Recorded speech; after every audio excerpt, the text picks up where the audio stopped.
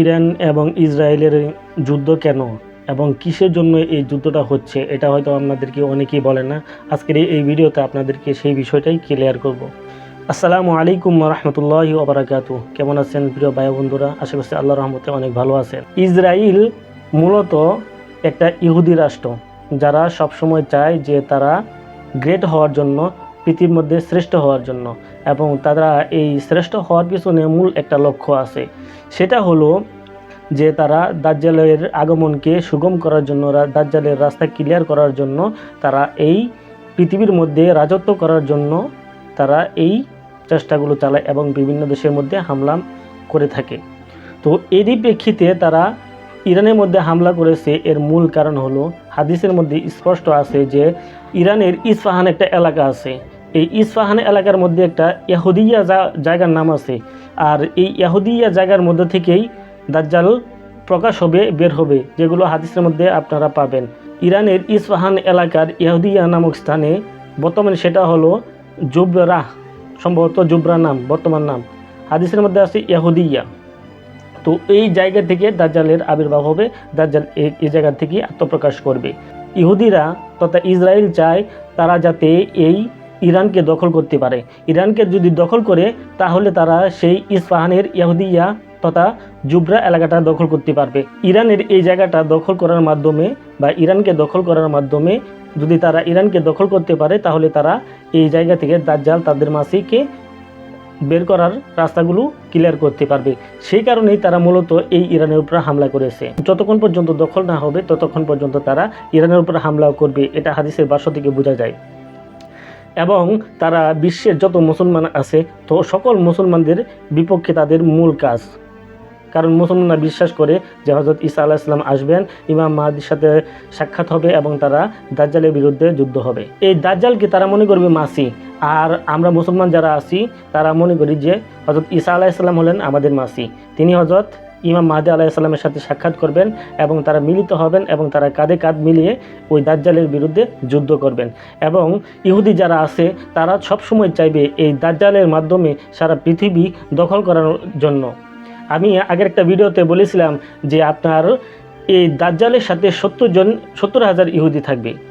তাহলে দেখেন কাদের সাথে ইহুদি থাকবে, মানে ইহুদিদের সাথে দাজ্জাল থাকবে।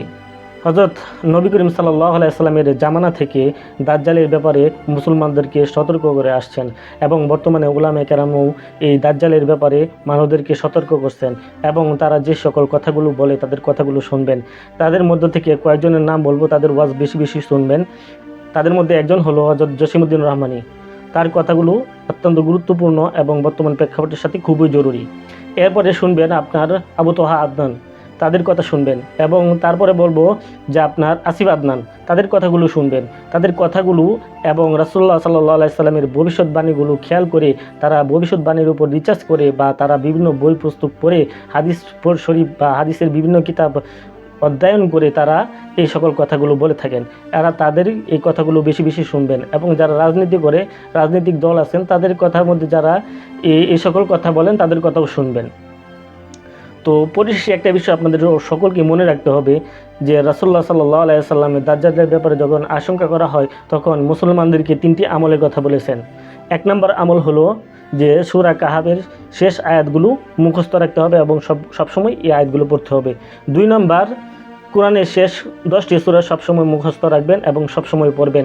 3 নম্বর হলো আপনার নামাজের মধ্যে শেষ বৈঠকে আত্তাহিয়াতুর পর দাজ্জালের জন্য এবং ইমাম মাহদি আলাইহিস সালামের সাথে সাক্ষাৎ হওয়ার জন্য বা তাদেরকে পাওয়ার জন্য দোয়া করবেন।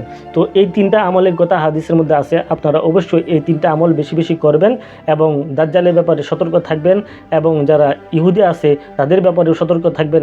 একটা কথা অবশ্যই মনে রাখবেন, যখন দাজ্জাল আসবে তখন আপনার সারা পৃথিবীর মধ্যে অভাব ছড়িয়ে পড়বে। খাদ্যের অভাব, তেলের অভাব, বিভিন্ন অভাব ছড়িয়ে পড়বে। অভাব ছড়িয়ে পড়ার পরেই দাজ্জালের আবির্ভাব হবে এবং সে মানুষের সামনে তাদেরকে বলবে যে আমি তোমাদের ত্রাণকর্তা। এরপর দাবি করবে সে নবী। এরপরে সে অবশেষে সে নিজেকে ক্ষুধা দাবি করি বসবে। এভাবে সে মানুষের সামনে নিজেকে বড় করবে। তো ওই সময় আল্লাহ রব্বুল আলামিন ঈসা আলাইসাল্লাম এবং হজরত ইমাম মাহদি আলাইসাল্লাম এই দুজনের মাধ্যমে এবং 313 জন মুসলমানের মাধ্যমে মুসলমানদেরকে বিজয় দান করবেন। তো আশা করছি আমার এই কথার দ্বারা হয়তো সংক্ষিপ্তভাবে বুঝতে পেরেছেন। আশা করছি আপনারা এই কথাগুলো আমলে নেবেন এবং যে 3টা আমলের কথা বলেছি সেই 3টা আমল বেশি বেশি করবেন এবং আল্লাহ তাআলার কাছে দোয়া করবেন এবং দাজ্জালের ফাতনা থেকে বাঁচার জন্য দোয়া করবেন, ইমাম মাহদি আলাইহিস সালামের সাথে সাক্ষাৎ হওয়ার জন্য দোয়া করবেন এবং হযরত ঈসা আলাইহিস সালামের সাথে সাক্ষাৎ হওয়ার জন্য দোয়া করবেন। আর এই 3টা আমল বেশি বেশি করবেন। তো আশা করছি এই ভিডিওটা আপনাদের অনেক উপকারে আসবে। তো সকলেই ভালো থাকুন, সুস্থ থাকুন, ইসলামের পক্ষে থাকুন এবং আমাদের চ্যানেলটির সাথেই থাকুন। ধন্যবাদ সবাইকে। আসসালামু আলাইকুম ওয়া রাহমাতুল্লাহি ওয়া বারাকাতুহু।